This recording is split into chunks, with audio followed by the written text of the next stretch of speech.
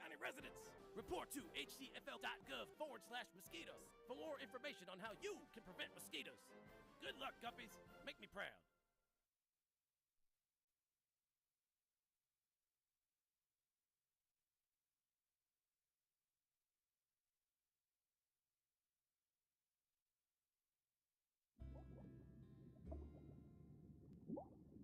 According to the National Geographic, ocean plastic is estimated to kill millions of marine animals and seabirds every year. And scientists predict that by 2050, plastic will outweigh the number of fish in the entire ocean. Plastics often break down into smaller and smaller particles, called microplastics, which can be ingested by both animals and people and remain in our environment for hundreds of years or longer. Here are a few helpful tips on how you can help stop the tide on plastic pollution. Tip 1. Bring reusable bags when grocery shopping. Tip 2. Avoid using plastic straws or use reusable straws when having a drink. Tip 3. Drink from a reusable water bottle instead of buying individual bottles. Tip 4. Tell your friends and family about the effects of single-use plastics. You can help reduce the amount of single-use plastics by spreading the word and going green. For more information and to take the pledge, visit reduceyourusetambabay.org.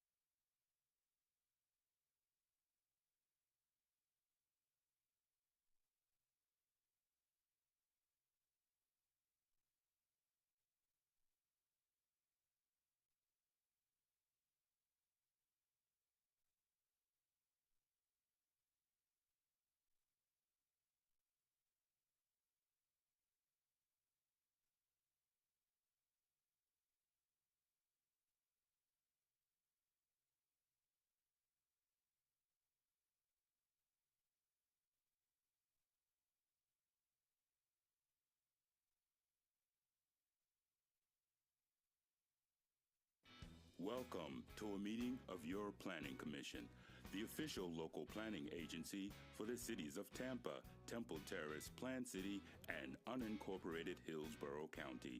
The Planning Commission provides innovative leadership and long-range vision that contributes to the creation of a thriving, prosperous community that offers opportunity, fairness, and choice in how we live, move, learn, work, and play. For more information about the Planning Commission, please call 813-272-5940.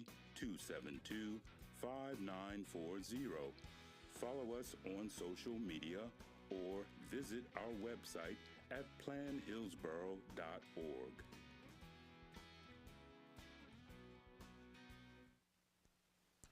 Welcome to the May 13th, 2024 public hearing of the Planning Commission on City of Tampa Comprehensive Plan Amendments. We thank you for attending this meeting. Your comments and participation are encouraged. For those attending in person and wishing to speak on any agenda item, please sign the register at the rear of the room and turn off any devices that may be a distraction. To minimize feedback in the audio, all online participants in the meeting will be muted until it is their opportunity to speak. Planning commissioners should unmute themselves to indicate that they would like to speak. Please be sure to state your name at the beginning of your remarks for the benefit of the clerk. There will be an opportunity for members of the public to provide comments. When your name is called, you will be unmuted when it is your turn to speak. Please wait until the chair calls on you to begin speaking. State your name at the beginning of your comments and adhere to the time limits. If anyone has difficulties or is watching via HTV and would like to provide comments to be included in the record for the local government hearing, please email them to planner@plancom.org. For those of you who are not familiar with our process, the meeting will be conducted as follows. The agenda item will be introduced. Staff will give their presentation with a 15-minute time limit. The applicant will be given the opportunity to make a presentation with a 15-minute time limit. Following presentations, members of the public may address the Planning Commission when recognized by the chairman. Public comment will be heard for 3 minutes per person. The applicant will be afforded a 3-minute period for rebuttal or response. Planning commissioners will then ask questions. Public comment will be closed. Then upon a motion, a second, and discussion, a vote will be taken. To all participants, please note that tonight's hearing concerns proposed changes to the comprehensive plan. Presentations should not include matters related to zoning applications and site plans that are not before the commission. Zoning conditions are not relevant to plan amendments and may not be considered by the Planning Commission. The Planning Commission's purview in making a recommendation is limited to consistency or inconsistency with the comprehensive plan. With that, I'll ask the clerk to please call roll. Good afternoon, commissioners. Evening. Bowden? Here. Buzza? Cardenas? Yes. Kona? Here. Fernandez? Here. Kress? Here. Lauk? Here. Surya? Here. Stephen? Orton? Here. Rodriguez? Here. Joseph? Present. Thank you. You have a quorum. All righty. Our first action item was withdrawn. Item 2A, TACPA 23-18 Comprehensive Plan Map Amendment, northeast corner of East Fletcher Avenue and North 46th Street, was withdrawn, so we won't be taking action on that tonight. We will move on to our second agenda item, item number 2B, TACPA 24-01 Comprehensive Plan Map Amendment, 307 North Westland Avenue and 2109, 2111, 2113 West North B Street, and the presenter is Emily Phelan. Good evening, Emily Phelan, Planning Commission staff. This is TACPA 2401. This is privately initiated, small scale, approximately 0.63 acres, and the request is to go from residential 20 to residential 35. This is the general location map. It's in the Central Tampa Planning District and also the North Hyde Park neighborhood. This is an aerial of the subject site. It's outlined here in yellow. To the east are single-family detached with duplexes and vacant lots. To the north and south of the site is a mix of single-family detached and attached with multifamily mixed in as well. Kennedy Boulevard is south of the site, just out of the aerial, and west of the site is a scattered pattern of residential uses and commercial uses along North Howard Avenue. This is looking east towards the subject site from North Westland Avenue. This is looking west from the subject site across North Westland Avenue towards 308 North Westland. These are properties located to the west and northwest of the subject site. This is looking north towards 2111 and 2113 West North B Street. And this is looking north towards 2115 West North B Street. This is the adopted future land use map. The subject site is outlined here in black and is represented with the residential 20 future land use designation, which is also to the north, east, and south of the subject site. To the west, in the pinkish color, is community mixed use 35. This is the proposed future land use map. Again, the subject site is outlined here in black and is represented with the residential 35 future land use designation. The potential impacts of the site would introduce a higher residential density and commercial intensity. Under the residential 35 designation, it would allow for a greater commercial square footage, but no additional commercial zoning districts that are not currently under the R20 designation would be allowed. Under the current designation of residential 20, the site can be considered for 12 dwelling units and slightly over 13,700 square feet of non-residential uses. Under the proposed residential 35 future land use designation, the site could be considered for 22 dwelling units or slightly over 16,400 square feet of non-residential uses.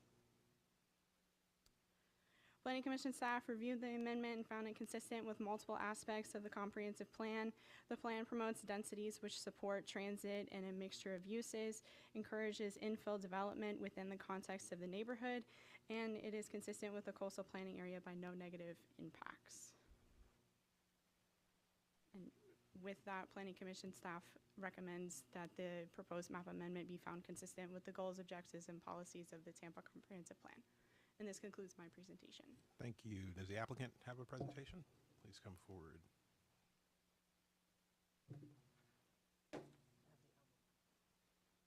Good evening, Isabel Albert with HAF, representing the applicant.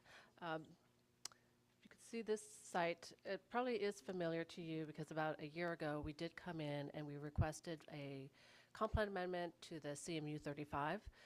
You all recommended approval. However, when we went to final hearing, some of the neighbors did raise a lot of concerns with the commercial component of it. And so therefore, we came back to the drawing board and are now requesting, instead of CMU 35, we're requesting residential 35. We have reached out to all these residents, and they are now happy the fact that we did our amendment to a residential 35. But also to familiarize yourself, this site, you saw that there was some residential, but it has to be noted that there are some multifamily just to the north of the site and just to the west of the site. And it is a scattered single-family residential in the area with the commercial more intensive along the west. And this is basically a request. Staff did an excellent job presenting it, and I'm here if you have any questions. Thank you. All right. We didn't have anyone sign up in the public comment for this one, so I will. Yep. Hi, Emily Phelan, Planning Commission staff, just want to make a correction.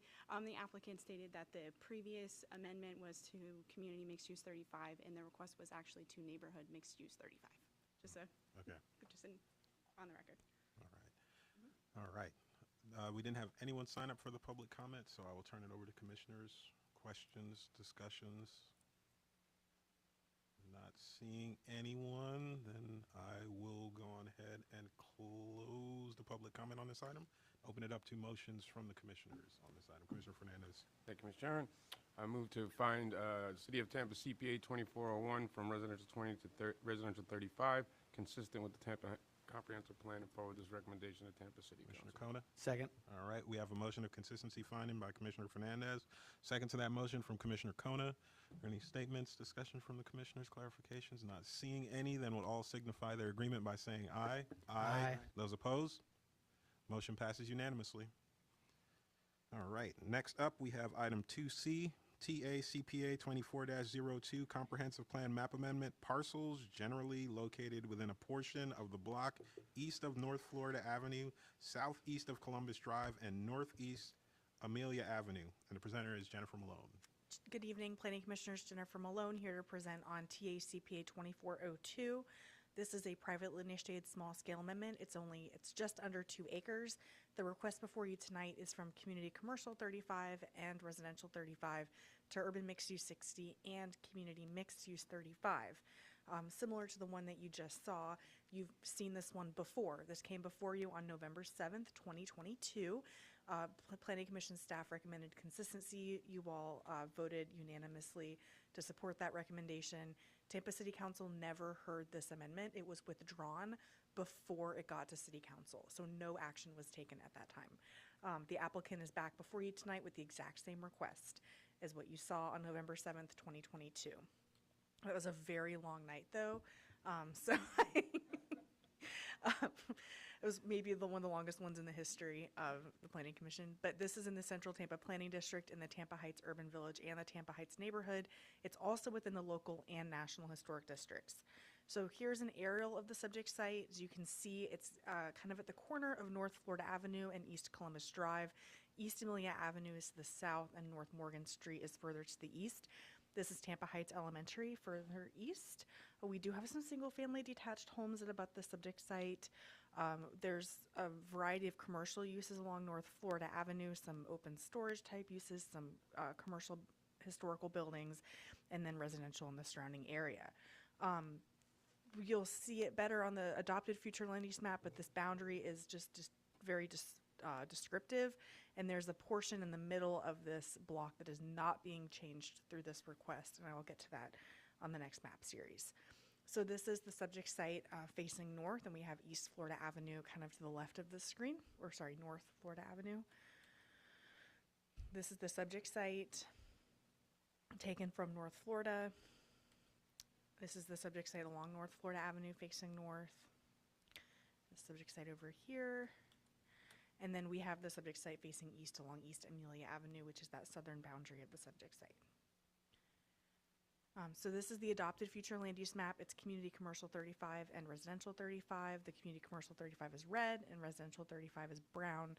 To the north is residential 10, typically single family detached future land use category, and then we have some residential 20 and a little bit of community mixed use 35.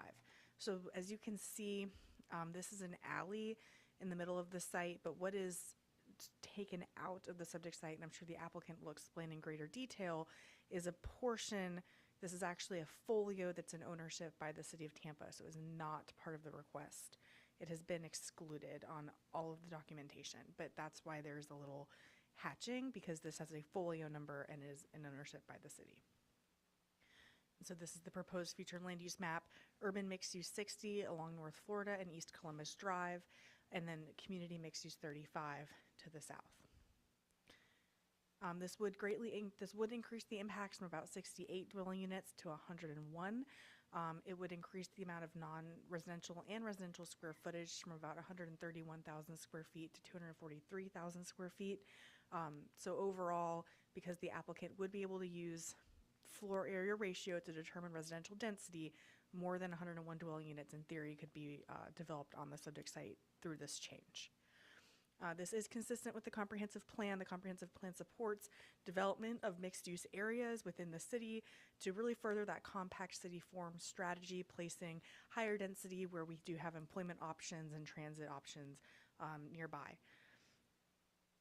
as well as directing the greatest share of growth to our urban villages. This is in the Tampa Heights Urban Village. It's within very close to the central business district within that CBD area, with all of those employment options and transit. So staff found this consistent, and I'm available for any questions. Thank you. Thank you. Does the applicant have a presentation? The applicant does have a presentation.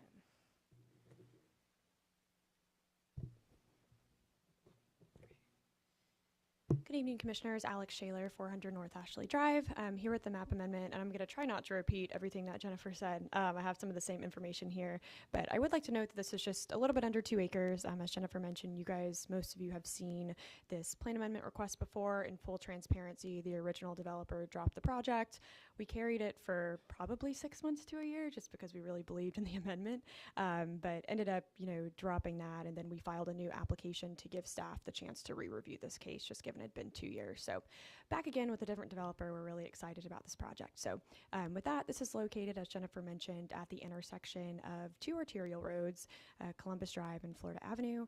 These are the maps that Jennifer had on the screen earlier, but I would like to note that this request can essentially be split into 2 parts. The first being that land along the arterial roads, which is currently CC 35, and then that land along Amelia, which is currently R35. So the first group, this is a table comparing R35 and CMU 35. As you'll see from a density perspective, no change here, 30 dwelling units per acre. However, with the CMU 35, the mixed use plan category, you do have a slightly increased FAR, and it does allow you the opportunity to bonus that FAR as well. From a use perspective, R35 does allow commercial neighborhood uses, so this isn't, just a new introduction of commercial, but CMU 35 would introduce some general commercial uses for the site. And then zooming out the overall characteristics, just from a bird's eye view, you're going from medium density to medium density intensity. So again, overall minimal change there. CC 35 versus UMU 60, this is, as you all know, an incremental increase. UMU 60 is just the plan amendment category just above CC 35. There's an increase in the intensity, as Jennifer mentioned before. From a use perspective, no change there. All the uses that are allowed in CC 35 remain allowed in UMU 60, no introduction of new uses. From a bird's eye view on this one, we're going from medium intensity to a relatively high intensity. And I would like to note that this idea was not ours. This was actually planned for back when the Tampa Heights did their neighborhood plan back in 2002. This was the subject property included here. I have an arrow there showing where it is, but this subject site was located in what they called a town center / activity center in their neighborhood plan. And as you can see in that red circle, this site at Florida and Columbus is within that. A site that I will mention in a minute at Tampa and Columbus is within that radius. And then as you move south, obviously Palm Avenue, where it intersects with Florida and with Tampa. So we're talking some of these really big major intersections, again, at the corner of two arterials.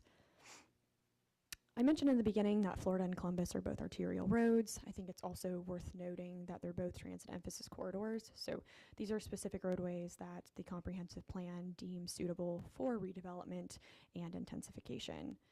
This is fully located within the Tampa Heights Urban Village. I know you all are familiar with those policies that direct the city's largest share of growth to these urban villages. And then, as mentioned, I wanted to note this because this plan amendment came in around when this one, the original one, was originally coming in. This is what we would think is a precedent amendment for this site located at the corner of Columbus and Tampa.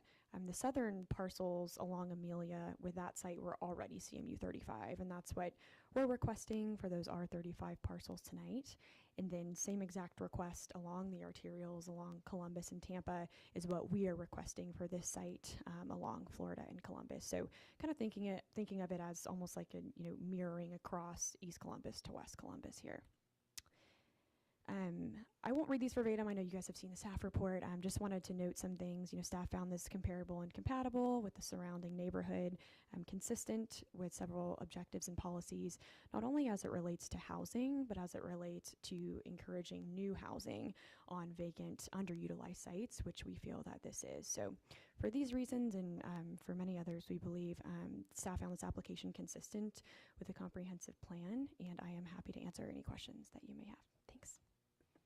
Thank you. All right. We didn't have anyone sign up for the public comment on this item, so we will turn it over to the commissioners for questions, discussions. Commissioner Fernandez. I just have a curiosity question. This might go to the city.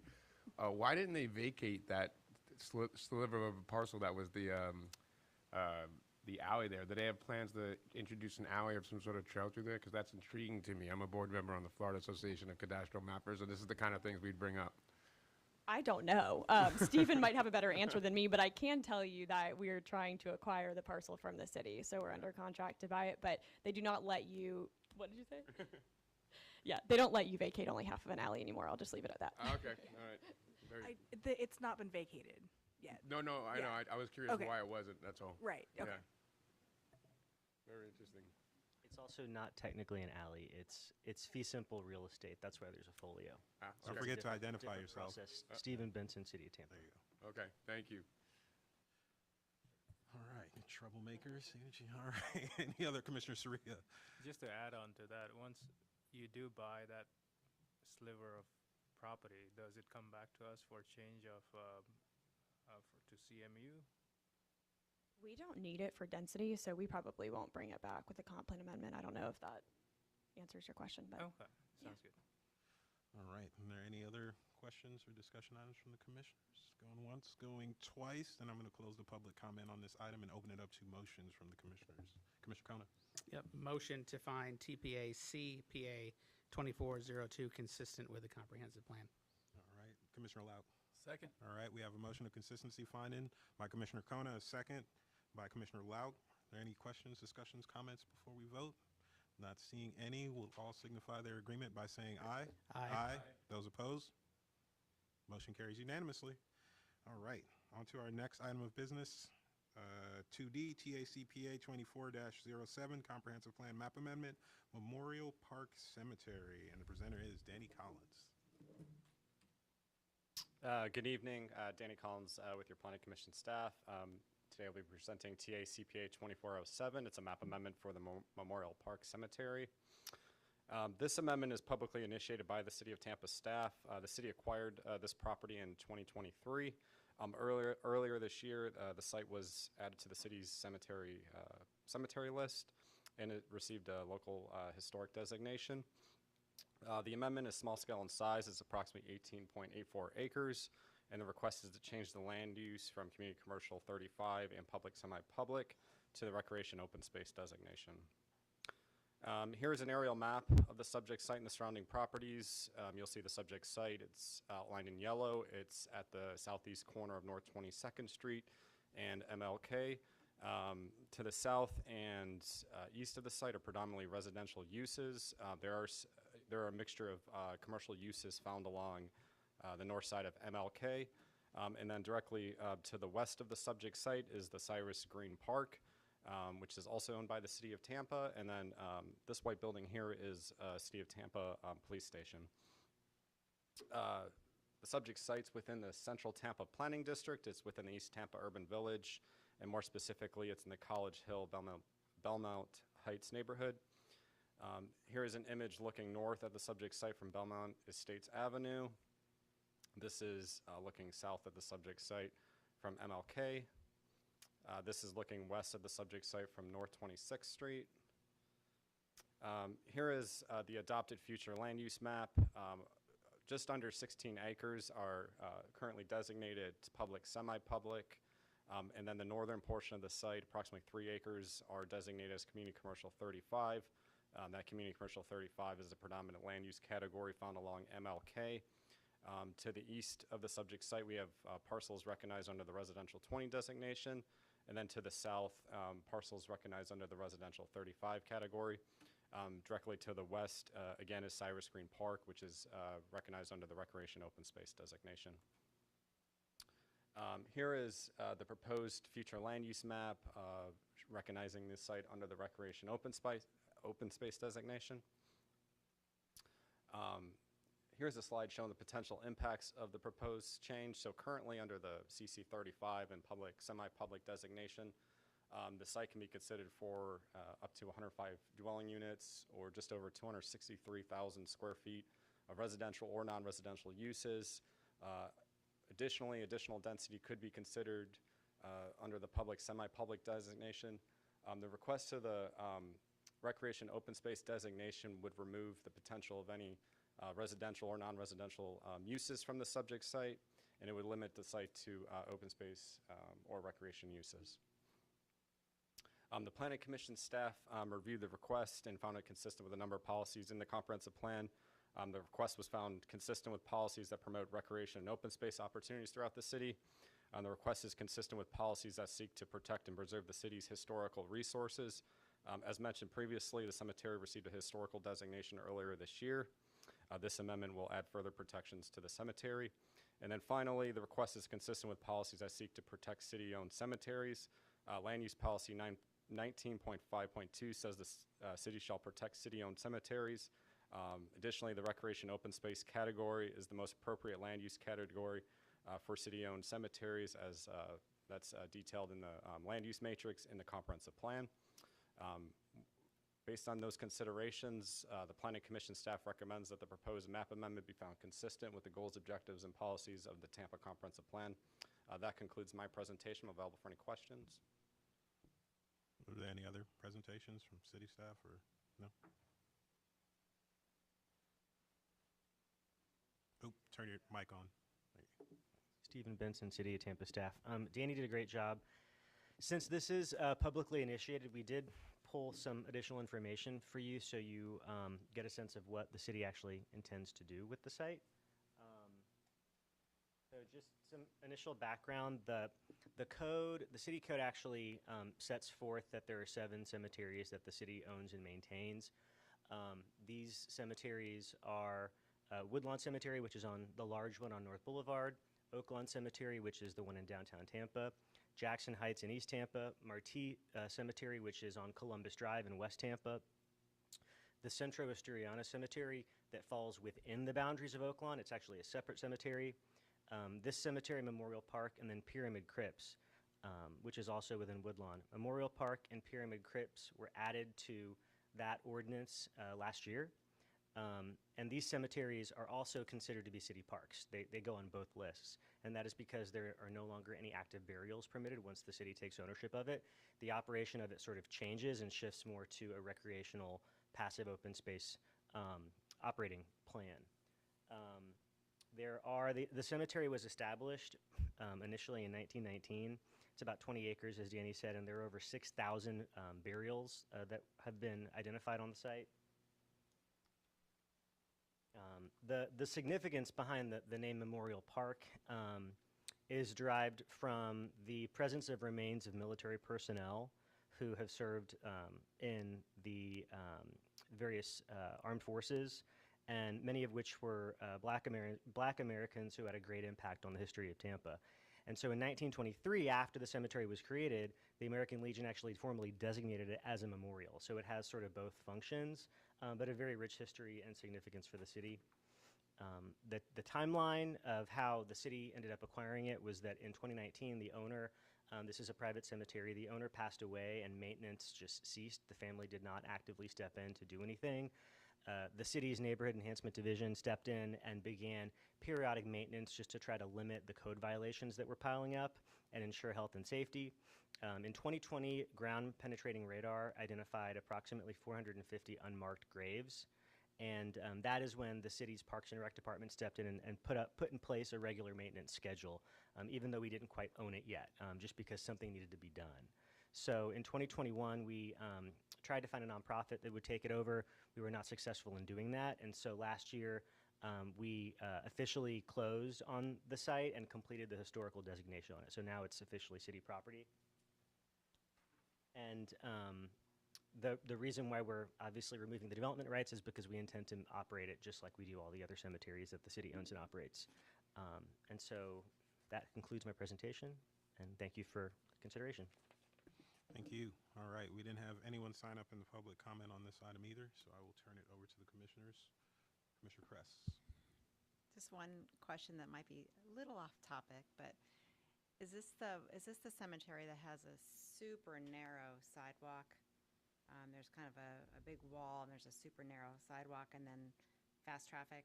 And is there anything that could be done about that? There are a couple like that. I don't believe this one does. I think that one's Marti on Columbus Drive, because Columbus Drive was widened. Could be. And at the time, they didn't plan for, when they designed transportation projects, they didn't plan for wide sidewalks. It was sort of whatever you got was left, we would pave. Mm-hmm. So several around town look like that, and mobility, I know a couple where mobility has come in and tried to at least carve around it and make the sidewalk wider and narrow the lanes a little bit where we can, but I don't believe this one has that situation on it. Thank you. All right, were there any other questions or discussion points from the commissioners?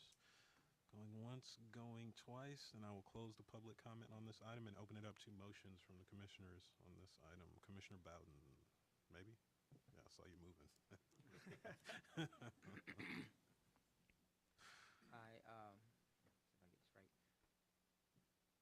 I seek TPA CPA 2407 comprehensive plan be accepted as consistent and passed on to the BOCC for transmittal. All right. You have a motion of consistency finding from Commissioner Bowden. Commissioner Soria?